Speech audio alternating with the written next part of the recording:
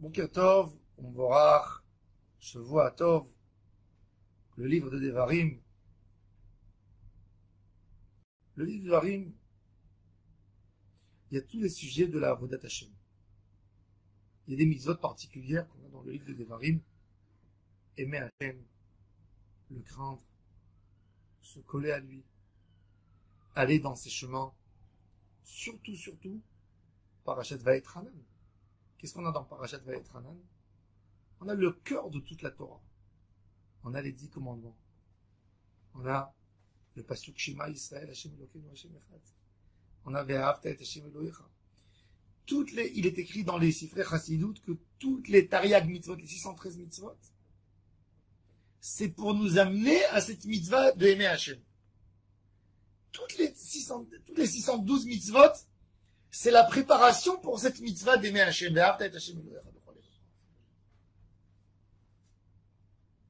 Et avec ça, on peut comprendre pourquoi cette mitzvah d'aimer Hashem n'est pas mentionnée dans les premiers livres de la Torah, dans Shemot, Vayikra, Bamidbar. Parce qu'il faut voir d'abord les 613 mitzvot pour comprendre c'est quoi aimer Hashem. Tu ne peux pas aimer Hashem si tu n'as pas tous les 613 mitzvot. Alors, dans Mishneh Torah, on a tout dit. Et le livre de Devarim, il commence par quoi? Il commence par un moussard de Moshe Rabbeinu.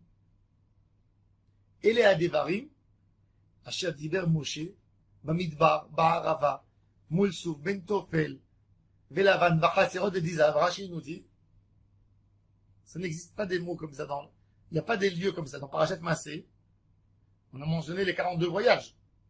On n'a pas trouvé un endroit qui s'appelle Lavan. On n'a pas trouvé un endroit qui s'appelle Tofel.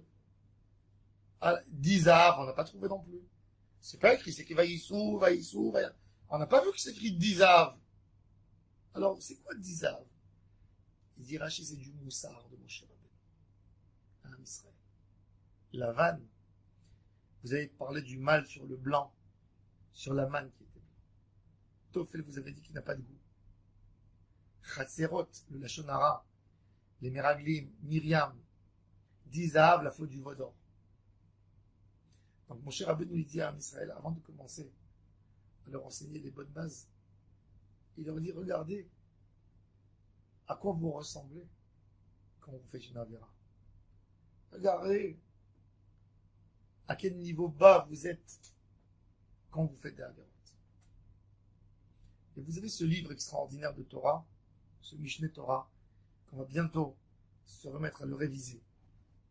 Mishneh Torah, Devarim. Regardez qu'est-ce qui peut vous amener, ce livre. Regardez qu'est-ce qui s'est passé quand vous êtes éloigné du Hémet. Où vous êtes arrivé. Vous êtes arrivé à un moment où vous vous êtes dégoûté de vous-même. Quand le Ham Israël a fait la faute du veau d'or, et Moshe Rabbeinu est descendu. Le Hémet est descendu, le Hémet a gagné. Il est descendu, il n'est pas mort. Il n'y a pas un mensonge, il n'y a pas une rupture. Il y a Kadosh Baruch Hu et vous n'avez pas compris ce que Hachem a dit.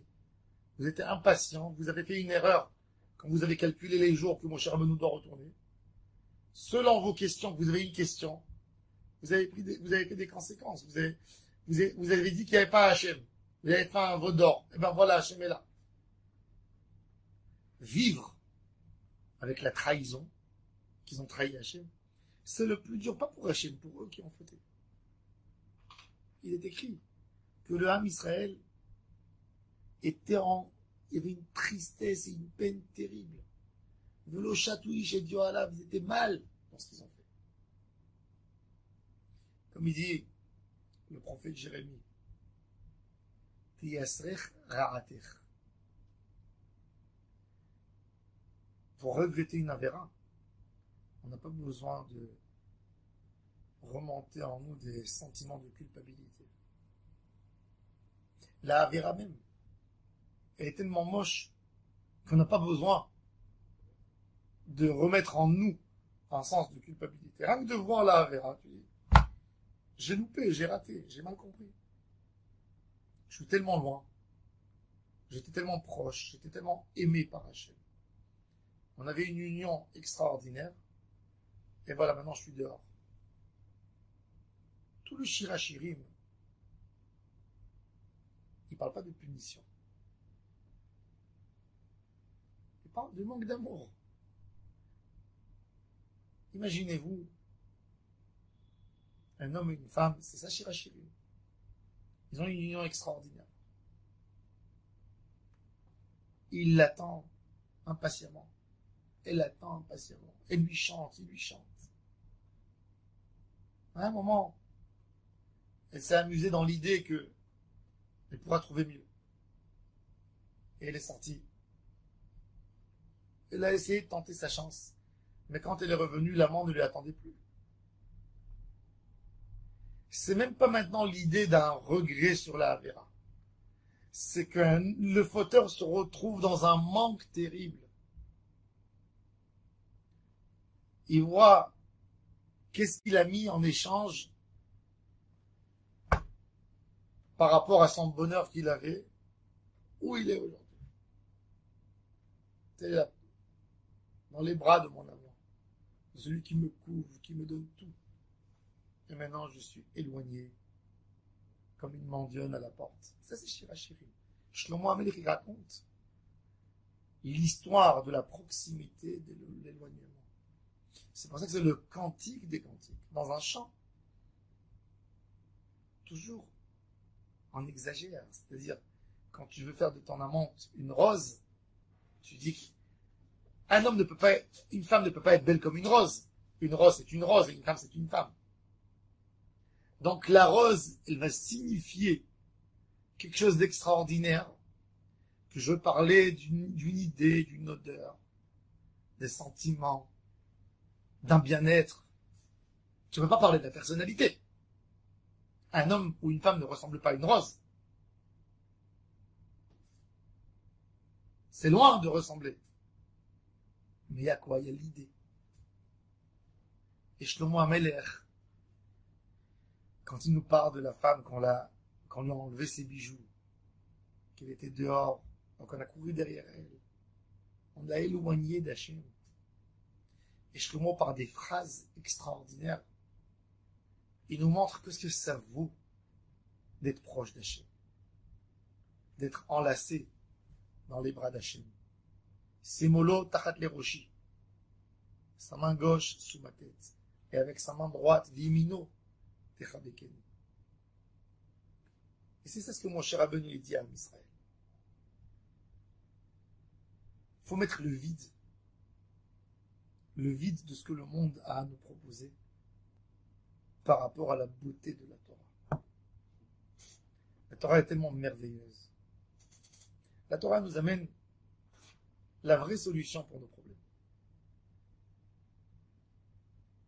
Toutes les solutions que le monde a à nous proposer, c'est des solutions à court terme. Ce sont des solutions qui ne règlent pas nos problèmes. Qui dans toutes les religions, qui dans toutes les sciences, qui dans toute la sagesse, qui dans toute la richesse est capable de prendre un être humain et de lui assurer une sérénité à vie, un bonheur à vie? Personne. Personne qui peut assurer à l'homme un bonheur à vie. Et Akadosh Baruch Hu nous dit, moi, je vous assure un bonheur à vie. Ce livre des 613 mitzvot, il vous assure, à vous tous, n'importe quelle situation vous êtes, une sérénité, être comblé de bonheur et de joie. Ça, c'est la Torah. La Torah, elle a dit, elle a réalisé ce qu'elle a dit. Et la preuve, c'est que le peuple d'Israël, après 3300 ans, après tout ce qu'il a passé, il existe. Am Israël Chai. Aucun des peuples peut dire qu'il a passé des problèmes comme notre peuple et qu'il a résisté. Il n'y a aucun peuple qui a résisté 3300 ans. Il n'y a pas un peuple qui existe 3300 ans dans le monde. Il n'y a pas. Vous allez en Égypte, les Égyptiens ne sont plus les Égyptiens. Il y a un peu de Coptes qui ont des racines égyptiennes. En Égypte aujourd'hui, c'est devenu un pays arabe. Il appartient à l'Union arabe. C'est des Arabes, ce n'est pas des Égyptiens. Les Coptes, c'est une minorité, 10% de la population, qui sont poursuivis, qui n'ont pas le droit de lever la tête. Presque, ils n'ont pas le droit de respirer. Et nous, le Ham Israël Chai. 2000 ans d'exil, on est Chai. Ça te montre que celui qui se colle à Hachem, qu'est-ce qu'il a? Et c'est ça ce que mon cher Rabbeinu commence. Pour nous donner l'importance des messages qui va nous enseigner le livre de Devarim, c'est très important de nous dire où on était sans Torah. Qu'est-ce qui serait de nous? Où on arriverait sans Torah? Et après, il va nous transmettre qu'est-ce que l'amour d'Hachem nous donne. Qu'est-ce que le Ve'ahavta et Hachem Elohecha te donne. Qu'est-ce que la présence divine, elle te donne dans ta vie, dans ton quotidien. La proximité avec Hachem, comment elle te guérit. Comment elle te couvre. L'abondance qu'elle te donne, le bonheur que ça te donne. Et là, tu es prêt et tu es accepté. Donc le livre de Devarim doit être pour nous une grande lumière. Doit être pour nous l'idée, la clé. Comment atteindre le bonheur de la vie. Ça, c'est Mishneh Torah. Ça, c'est le rôle. Mon cher Rabbeinu, il prend tout et il fait un grand résumé rapidement pour nous dire, pour nous préparer à notre destin, pour nous préparer à Eretz Israël, pour nous préparer à une liaison avec Hachem, pour nous préparer à un bonheur, à un attachement spirituel. Hachem y est bézant. Donc ce livre de Devarim, il faut rentrer, il faut avoir la pêche, le lire, l'étudier, mettre le cœur dans le livre de Devarim. Hachem y est bézant, que les paroles de Moshe nous parlent, elles nous réveillent et elles nous rapprochent à Hachem Yitbarach. Baruch Adonai L'Olam. Amen.